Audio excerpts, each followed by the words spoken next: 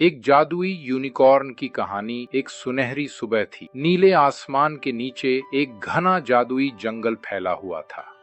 इस जंगल में हर पेड़, हर फूल और हर नदी अपने आप में एक कहानी सुनाती थी। यही वह जगह थी जहां एक अनोखा यूनिकॉर्न नीलम रहता था। नीलम का शरीर बर्फ की तरह सफेद था और उसकी सुनहरी अयाल हर बार हवा में लहराती तो इंद्रधनुष की तरह चमकती। उसकी सबसे खास बात थी उसके माथे पर चमकता हुआ जादुई सींग, जो उसकी पहचान थी। लेकिन नीलम के जादू को पूरा होने के लिए एक अनमोल मोती की जरूरत थी, जिसे रोशनी का मोती कहा जाता था। नीलम का सपना था वह अपने जादू को मजबूत करके अपने जंगल को और खूबसूरत बनाए। लेकिन यह काम आसान नहीं था। रोशनी का मोती एक गहरे अंधेरे गुफा में छिपा हुआ था, जिसे एक भयानक छायादार प्राणी ने घेर रखा था। एक दिन नीलम की दोस्त एक चमकती तितली इज़मीरा ने उसे एक पुरानी किताब दी। किताब में बताया गया था कि रोशनी का मोती कहाँ मिल सकता है। नीलम ने तुरंत अपने साहसी सफर की तैयारी की। उसके साथ उसका प्यारा साथी, एक शरारती खरगोश तूफान और एक बुद्धिमान उल्लू अगस्त्य भी चल दिए। कई दिनों की यात्रा के बाद वे उस गुफा के पास पहुंचे। गुफा का मुंह विशाल और डरावना था। चारों तरफ काले धुएं की परतें थीं और गुफा के अंदर से गहरे गर्जने की आवाजें आ रही थी। गुफा की रखवाली कर रहा था एक छायादार प्राणी, जिसकी लाल चमचमाती आंखें और लंबे धुएं जैसे हाथ डरावने लग रहे थे। नीलम, इज़मीरा और तूफान